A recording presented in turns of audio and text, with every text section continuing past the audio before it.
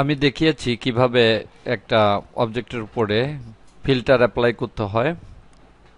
ফ্ল্যাশে শুধুমাত্র কোনো একটা অবজেক্টের উপরে ফিল্টার প্রয়োগই নয়, এই ফিল্টারের আবার অ্যানিমেশন করা যায়। আমি এখানে দেখাবো কিভাবে একটা অবজেক্টের উপরে কোনো ফিল্টার প্রয়োগ করে সেটার অ্যানিমেশন করা হয়। আমি প্র্যাকটিস ফাইলস এর ফোল্ডার মধ্যে ড্রয়িং অবজেক্ট নামে একটা ফোল্ডার রয়েছে, তার মাঝে অ্যানিমেশন ফিল্টার্স নামে যে ফাইলটি রয়েছে সেটাকে ওপেন করতে হবে। এরপর আমি এখানে দেখতে পাচ্ছি একটা অবজেক্টকে অ্যানিমেশন করা হয়েছে।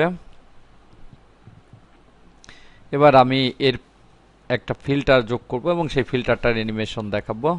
আমি টাইমলাইনের প্রথম ফ্রেমে ক্লিক করি এবং এখানে অবজেক্টের উপর ক্লিক করি। এখান থেকে অ্যাড ফিল্টারে ক্লিক করে ড্রপ শ্যাডো, এখানে শ্যাডোটা আমি স্ট্রেংথ দিয়ে দেই 50%। এবার শেষ ফ্রেমে যাই, খেয়াল রাখতে হবে তার পরের ফ্রেমে নয়, শেষ ফ্রেমে যেতে হবে। শেষ ফ্রেমে গিয়ে অবজেক্টের উপর ক্লিক করি এবং এখান থেকে ব্লার করে দেই 100, স্ট্রেংথ করে দেই 25 এবং ডিস্টেন্স করে দেই 255।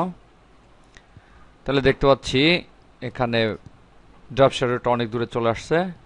এবার এটাকে এখান থেকে ড্রাগ করি, দেখতে পাচ্ছি শ্যাডোটা অ্যানিমেশন হচ্ছে। এবার এখানে যে শ্যাডোটাকে আমি অ্যাপ্লাই করেছি, আমি চাচ্ছি পরবর্তী ফ্রেমগুলোতে এই শ্যাডোটা থাকবে।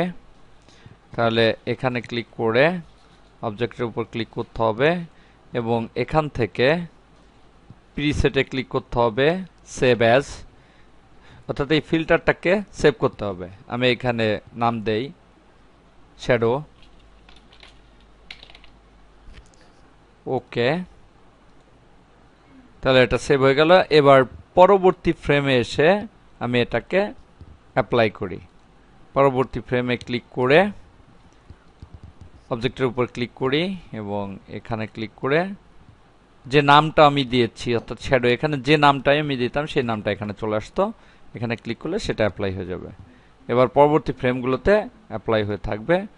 এবার এটাকে আমি টেস্ট মুভি করি, দেখতে পাচ্ছি ফিল্টারটা অ্যানিমেশন হচ্ছে। এভাবে কোনো অবজেক্টের উপরে ফিল্টার অ্যাপ্লাই করে সেই ফিল্টারটার আবার অ্যানিমেশন করা যায়।